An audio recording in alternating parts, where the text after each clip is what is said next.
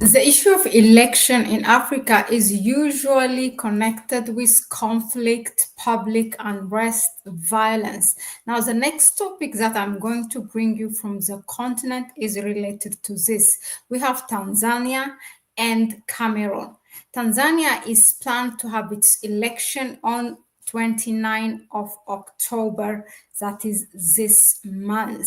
Now, ahead of that, the government of Tanzania, led by President Samia Suluhu, is accused by Amnesty International and other mainstream media and also local media that there is an enforced disappearance of public figures from the opposition party, and there are also which they are reported to be dead. This is the news that we have from Amnesty International. So I'm going to read you just a second. Look. So Amnesty International on Monday has denounced the systemic human rights violation in Tanzania by authorities, which are said to be intensifying ahead of presidential polls that exclude opposition candidates. Now, current President Samia Suluhu, was initially praised for easing restrictions imposed by her her predecessor. I mean, this is the mainstream media, of course, Amnesty International, so they call John Magufuli as authoritarian, but we all know what kind of president Magufuli was. Now, she came to power in March 2021. Before that, she served her country as vice president. She was a vice president from 2015 till 2021 during the presidency of John Magufuli. Now, this mainstream media, basically the Western media, Amnesty International, those so-called international institutions, are accusing President Samia Suluhu for not doing as she promised, meaning easing the restriction over the opposition parties. Now, between January 2024 till 2025, Amnesty documented widespread abuses such as enforced disappearance and torture and extrajudicial killings of opposition figures and activists. So Amnesty report reviewed by the AFP was based on interviews with 43 people, including witnesses, victims, relatives of victims, NGO members, and lawyers, along with analysis of images and publication. I can tell you this.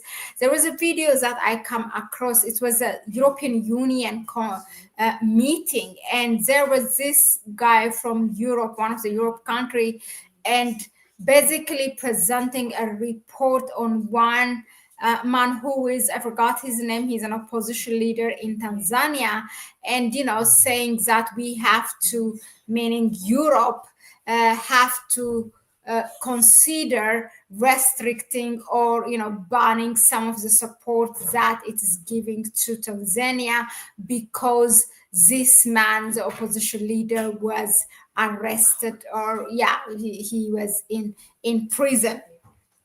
So they were already probing for this action, and I don't think what President Samia Suluhu will be is doing is the right thing. I mean, that we should leave it to the people of Tanzania. But what now why it is intensified is because one of these representatives of opposition party in Tanzania was assigned to go to Kenya to attend the funeral of the late he was vice president as well, Raila Odinga, who died last week on Friday. So this opposition party representative was denied of the permission to go to Kenya. So that's where now the protests come, and people in her country are in Tanzanians are already voicing and alerting the international media that what she's doing, what the government, the ruling party led by Samia Suluhu doing is not really the way to go, particularly given the election that is going to be in a week time. So not only that, the other thing is that there is also an opposition from the military, meaning the military is already having their voice saying that this imprisoning of opposition figures is not the way to go.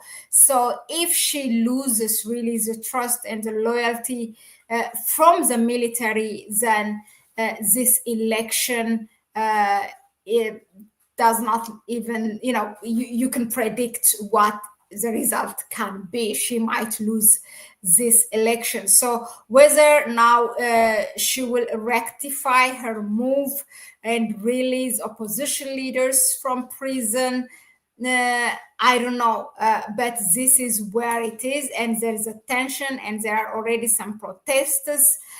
So it's a development that we need to watch closely. Now, our next stop is, as we all know, on 12 October, there was an election held in Cameroon.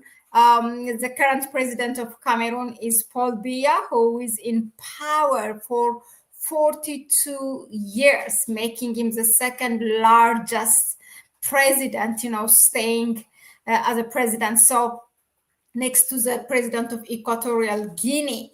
Now, Paul Biya, what's interesting is he's 92 or going to 93 years old, and he's barely able to do anything. And guess what? For his campaign now, the results are to be told in 2 weeks. So now already a week has passed, but the opposition is already one of the opposition party leader is claiming victory, and which is bringing already a public unrest. But I found this interesting thing during the campaign of elections, that's before 12 October. This is what Paul Biya and his wife sent for the campaign, and this is really laughable. Asante ayup. Okay, gypsy comme ça.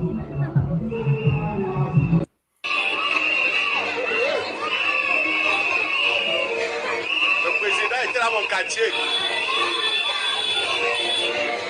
Je suis devant la postère.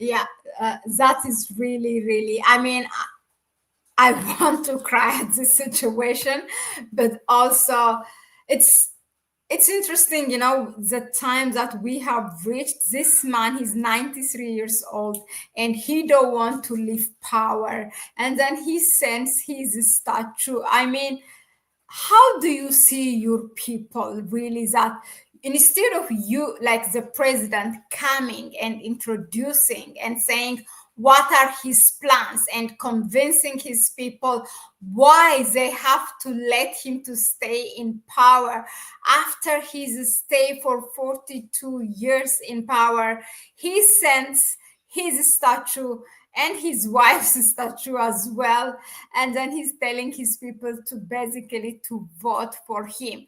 And I mean, he's saying he's even unable to attend the campaign, and then why would they would vote for him to stay in office if he cannot make it even for 1 day or 2 days of his campaign. We have seen a lot of embarrassments related to President Paul Biya. There was a time that he was supposed to make a speech that was during the US Africa summit, and he was asking his assistant, where am I? Who are the guests? Are they hearing me?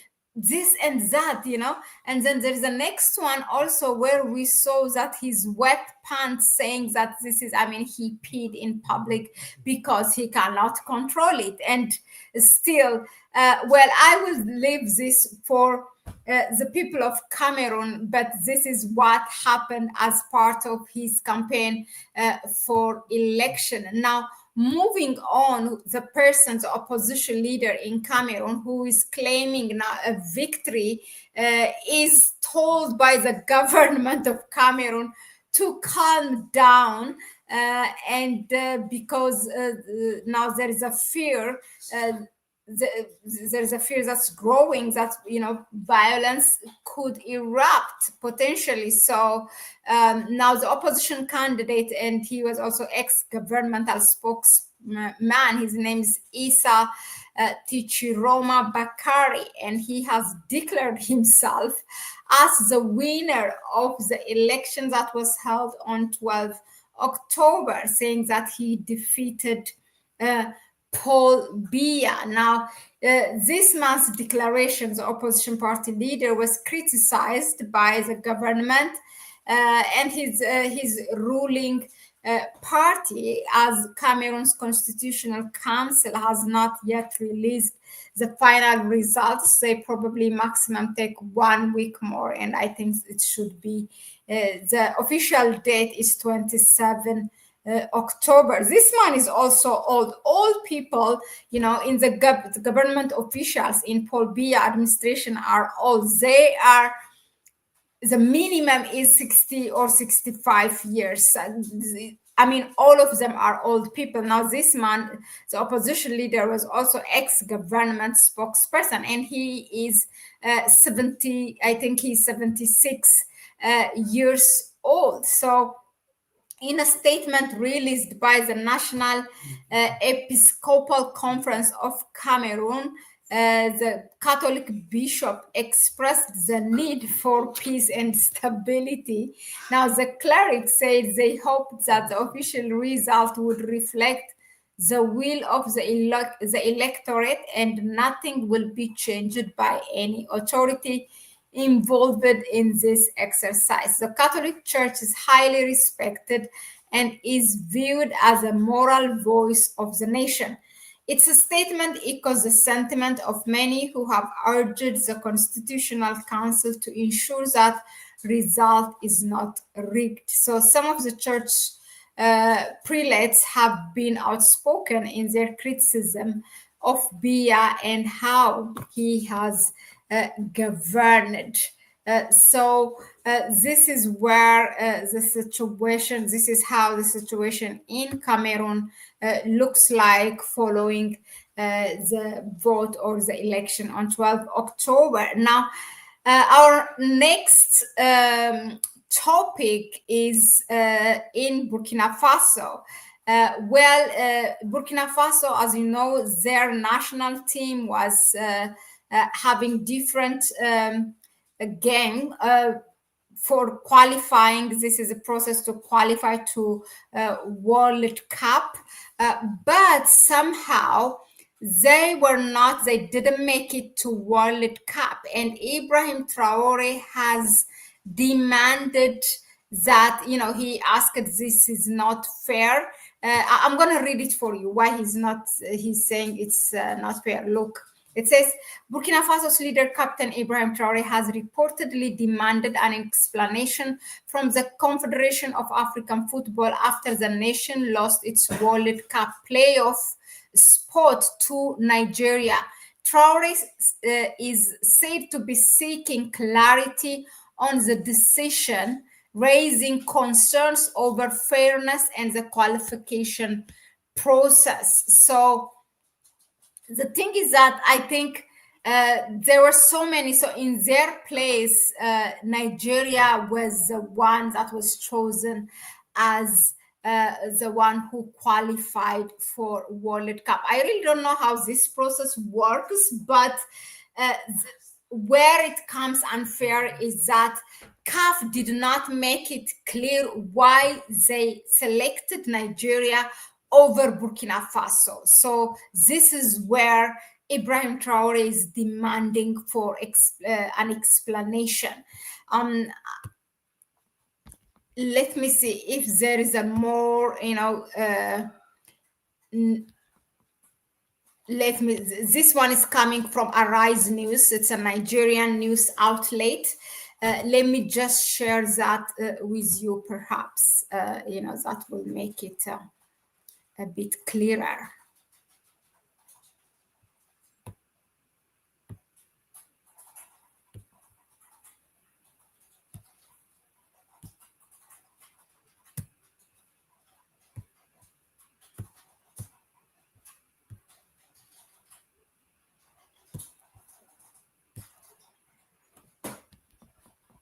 Yeah, so from Captain Ibrahim Traore demands explanation from CAF after Burkina Faso misses World Cup playoff spot to Nigeria. So Burkina Faso's leader, Ibrahim Traore, has demanded an explanation from the country's football federation and the Confederation of African Football after his country narrowly missed out on a World Cup playoff spot to Nigeria. The controversy erupted after Burkina Faso's 3-1 win over Ethiopia, which they believed had secured their qualification. However, CAF's, this is the African Football Federation, CAF's decision to discount points earned against the lowest ranked team in each group, a rule applied after Eritrea's withdrawal, altered the standings. The adjustment favored Nigeria, who had only drawn twice with Zimbabwe, the bottom team in their group. The ruling reportedly left Traore furious and seeking clarity. According to reports, Traore has requested a detailed breakdown of how the qualification process was calculated, especially after Burkina Faso's strong finish to their campaign. The Stallions, meaning these are the name of the Stars, that means the Stars, the national team name of Burkina Faso, had been forced to play earlier qualifiers away from home while their Stade du Fort underwent renovations to meet CAF standards. Upon returning to their home ground, they secured key victories, only to be informed later that Nigeria had advanced instead. That is, but whether I don't think this decision by CAF will be reversed, but the thing is that it shows you, because we have seen him how he was visiting the construction of the stadium, of the national stadium of Burkina Faso, and how he himself, there was this game that they made, the government officials and also a renowned famous Burkina Faso players that also who are playing in the diaspora, people like another there was this guy, his last name is Traore, who is playing for Ajax in the Netherlands, and also he was joined by Andre Onana of the Cameroonian player who also plays for Manchester in England. So these players came and they played against government officials as a way of,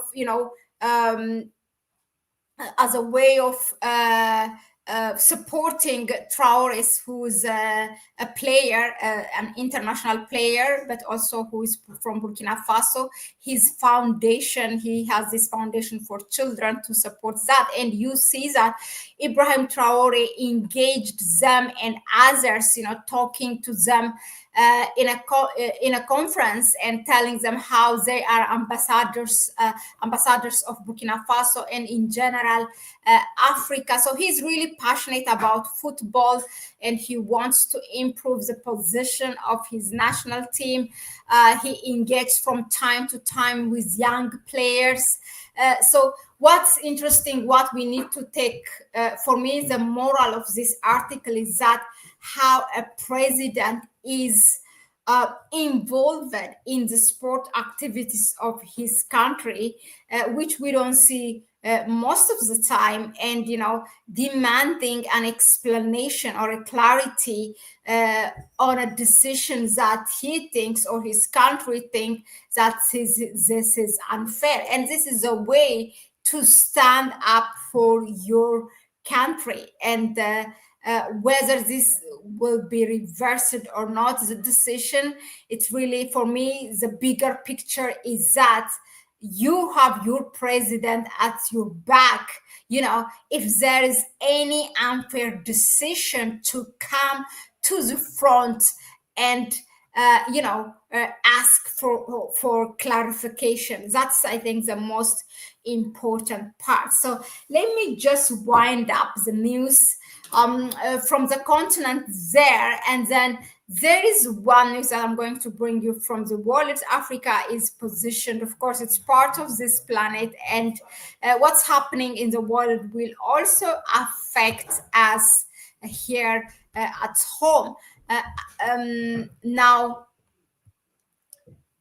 I am going to bring to you, Indonesia becomes the second country buying fighter jets from China. And that is really a game changer, a huge move, a big move, really, with, there might be consequences for this.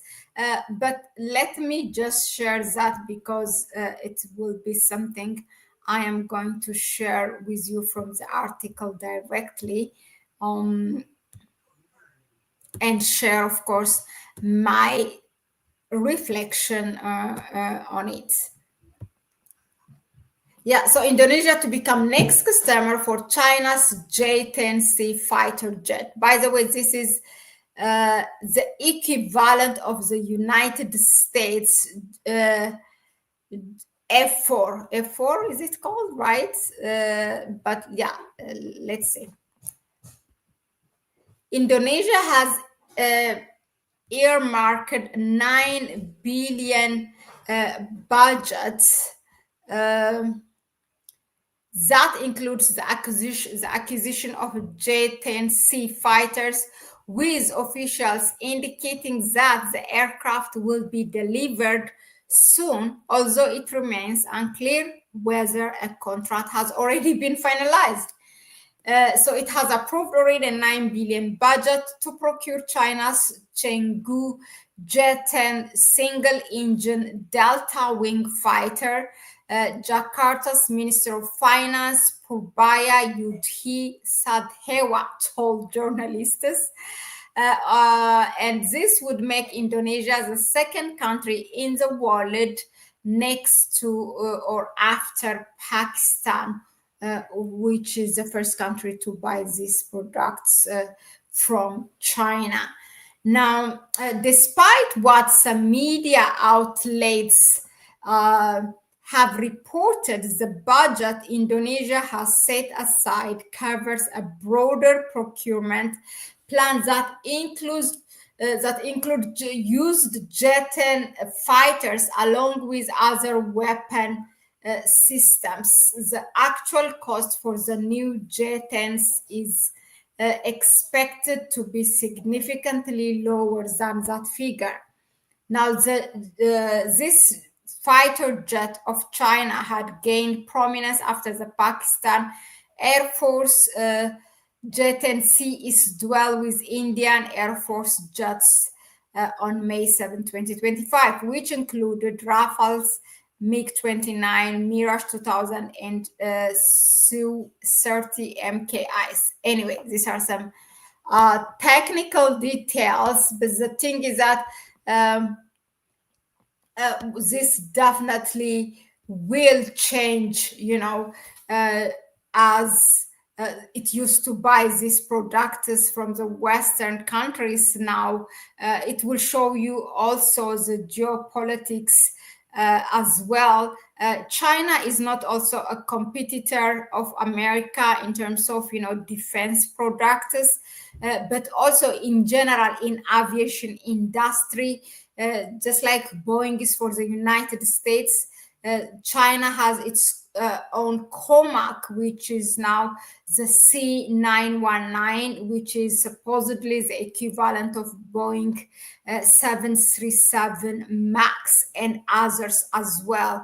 And the only reason why it's not big is that because it's not certified by the Western countries to fly over their sky. And obviously they will not do it because they want to preserve the market of their own, Boeing of the United States and Airbus of France. So this is not something I think that will happen soon, but there are countries that showed interest to buy from COMAC, from the Chinese, this aircraft maker industry as well. That was it, for Africa recap for today. Let us know in the comment section, what do you think of? We have touched upon on Tanzania, what's happening in Cameroon, and also Burkina Faso, and then to the world, also Indonesia becoming the second country buying Chinese fighter jets. Thank you all for tuning in. And also, whatever reason that provided is simply cover for this unfairness. Yeah, I believe so. I don't know, but for me, I think I really appreciate how he stands in every front. Meaning Ibrahim Traore, representing his people. That weighs a lot for me. Yeah. Well, yeah, let us know in the comment section, what do you think of this all, and if you think also there's a major event that happened in the continent that you want us to look at. Also, maybe you can suggest a topic as well. Thank you very much for tuning in. Please go ahead and subscribe to the channel. Give it a like if you find it relevant and informative enough, and share the video with others. That way you can help us. Thank you all for your support. Yeah, and you know who you are. It's a bye-bye for me for now. Ciao.